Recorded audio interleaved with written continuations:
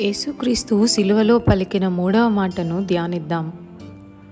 యోహాను సువార్త 19వ అధ్యాయము 26-27 వచనములలో మనం గమనిస్తే, యేసు తన తల్లియు తాను ప్రేమించిన శిష్యుడును దగ్గర నిలిచియుండుట చూచి, అమ్మా, ఇదిగో నీ కుమారుడు అని తన తల్లితో చెప్పెను.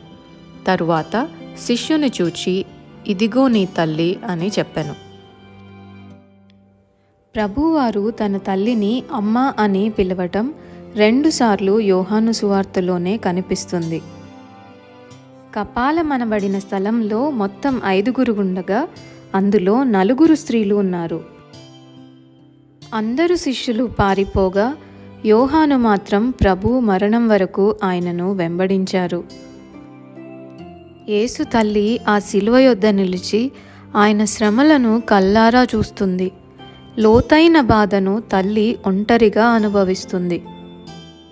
లూకా సువార్త 2వ అధ్యాయము 34-35 వచనాల ప్రకారం సుమయోను యొక్క ప్రవచన నెరవేర్పు ఇక్కడ నెరవేరినట్లు మనం అర్థం చేసుకోవచ్చు.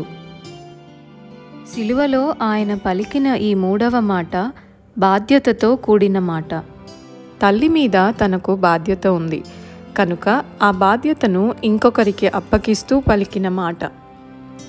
మొదటి 2 మాటలు పలికిన తరువాత యేసు ప్రభువారు తన తల్లి అయిన మరియను జ్ఞాపకం చేసుకున్నారు.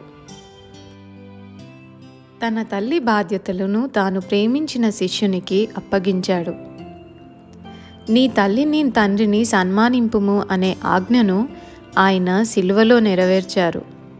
ఆయన ఎంతో వేదనతో ఉన్న ఆ సిలువలో రక్తము కారిపోతున్నా తాను తన తల్లి యొక్క బాధ్యతను మరువలేదు.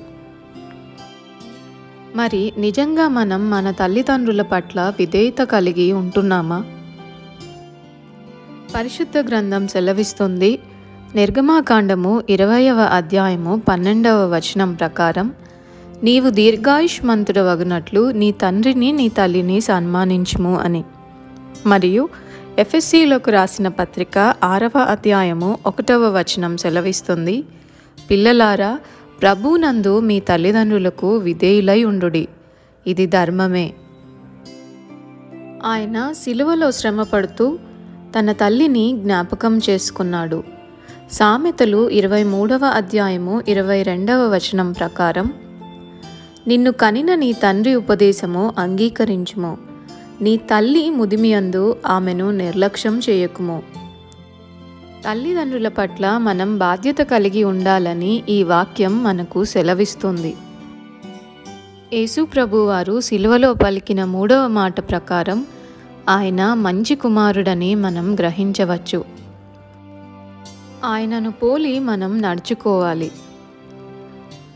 ఇంతకీ మనం మన తల్లిదండ్రులను గౌరవిస్తున్నామా? ఒక్కసారి మనల్ని మనం పరీక్షించుకుందాం. Praise the lord.